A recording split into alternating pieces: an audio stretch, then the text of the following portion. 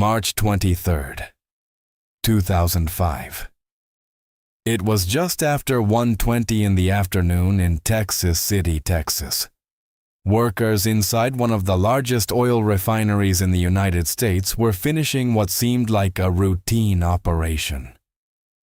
Contractors sat inside temporary office trailers filling out paperwork. Operators in the control room watched pressure readings slowly rise on their monitors. Trucks idled nearby.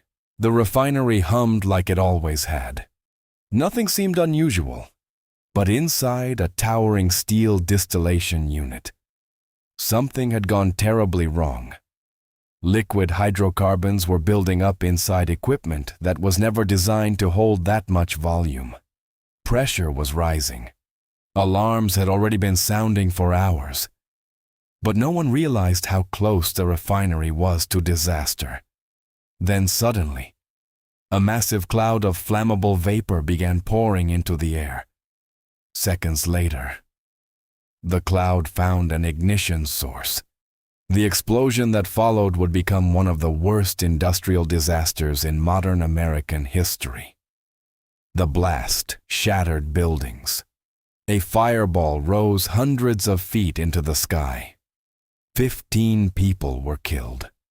More than 180 were injured, and investigators would later determine that the entire disaster was completely preventable. To understand the disaster, you first have to understand Texas City. Located on the Gulf Coast about 40 miles south of Houston, Texas City has long been dominated by the oil industry. Gigantic refineries line the coastline. Massive towers, pipelines, and storage tanks stretch across the horizon. Among them stood the BP Texas City Refinery. At the time, it was one of the largest oil refineries in the United States. The facility processed more than 400,000 barrels of crude oil every single day. That crude oil was turned into gasoline, diesel, jet fuel, and petrochemical feedstocks used across the world. But the refinery had one major problem. It was old. Parts of the facility dated back to the 1930s. Over decades, the plant had been expanded, modified, and patched together as technology evolved. The result was a complex network of aging equipment, outdated safety systems, and increasingly difficult operations. In refineries like this, safety systems are everything. Because when you're working with volatile hydrocarbons under extreme temperatures and pressures, one mistake can lead to catastrophe. The disaster would center around one specific part of the refinery, the isomerization unit, often called the ISOM unit. Its job was to convert hydrocarbons into higher-octane gasoline components. At the heart of the system stood a massive distillation tower called the raffinate splitter. This tower separated chemicals by heating them and allowing different components to rise and condense at different levels. The process was complicated, but starting the unit after maintenance was even more dangerous. Operators had to carefully control temperature, pressure, liquid levels, flow rates. If any one of those moved outside safe limits, the entire system could quickly become unstable. On the morning of March 23rd, the ISOM unit was being restarted after maintenance. Startup began around 3 a.m. From the very beginning, things started to go wrong. As operators began filling the tower with hydrocarbons, instruments started showing confusing readings. According to procedures, the tower should have contained only a small amount of liquid. Operators believed the tower held around 6 feet of liquid, but the instruments were wrong. In reality, the tower contained over 140 feet of liquid. It was dangerously overfilled, but no one realized it. The level indicators being used had known reliability problems. On top of that, Operators had been working long hours. Many had been on 12-hour shifts for weeks. Fatigue was common. Inside the control room, alarms started activating. But refineries generate thousands of alarms every day. Experienced operators often learn to filter them out. Many alarms were acknowledged. But the true problem remained unnoticed. Meanwhile, contractors were arriving for work.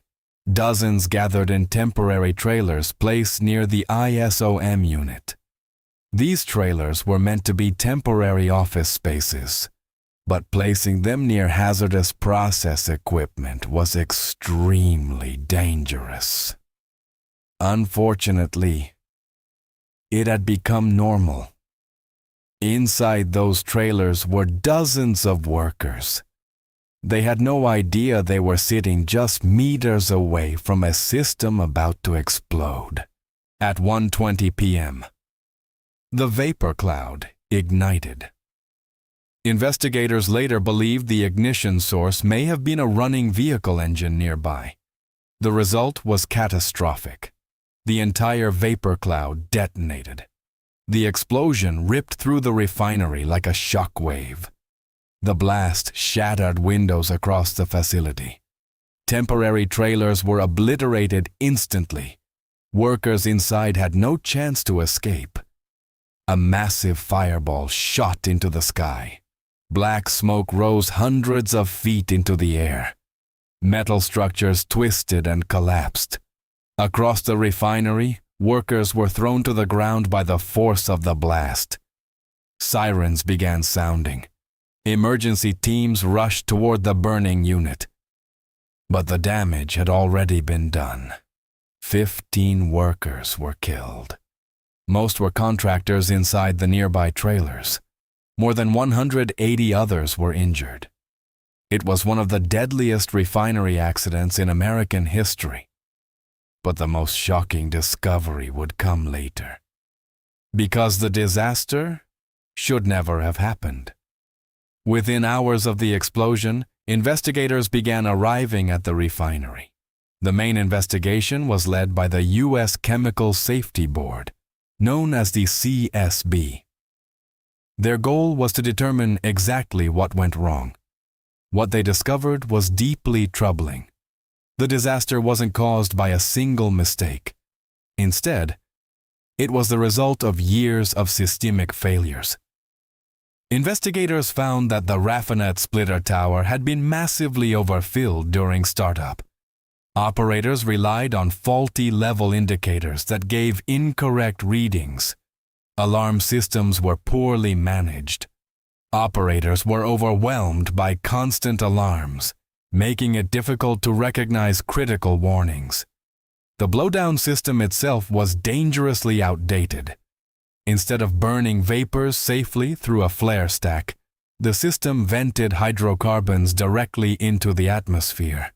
When the tower overfilled, the system released large amounts of flammable hydrocarbons into the air. The vapor cloud that formed was essentially a massive fuel-air bomb.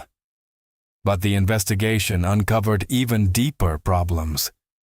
Internal reports had warned about safety issues at the refinery for years. Workers had repeatedly raised concerns about aging equipment, poor maintenance, unsafe procedures, excessive cost-cutting. Yet many improvements had been delayed or canceled. One internal report even warned that a catastrophic explosion was possible if safety problems were not addressed. Those warnings were largely ignored. The Chemical Safety Board eventually released its final report. Their conclusion was blunt. The disaster was the result of a culture that prioritized cost-cutting over safety. Production pressures pushed workers to keep units running even when equipment was unreliable. Training was inconsistent. Safety procedures were outdated, and the decision to place contractor trailers near hazardous equipment proved deadly. If those trailers had been located farther away, Many of the victims likely would have survived. The explosion triggered one of the largest safety investigations in U.S. industrial history. The Occupational Safety and Health Administration fined BP $21 million, the largest fine in OSHA history at the time. But further investigations revealed even more violations. Additional penalties eventually exceeded $50 million. BP was forced to spend over $1 billion upgrading safety systems at the refinery. The disaster also forced the entire oil industry to reevaluate refinery safety. Many facilities replaced outdated blowdown stacks with modern flare systems. New safety standards were introduced for alarm management and operator training.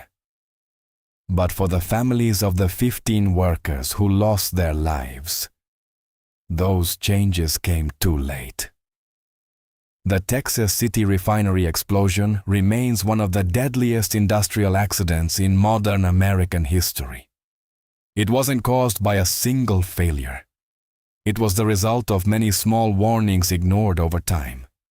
Faulty instruments, outdated equipment, poor safety culture, and decisions made to save money instead of protecting workers. Together, those failures created the perfect conditions for disaster. And on March 23, 2005, the refinery paid the price.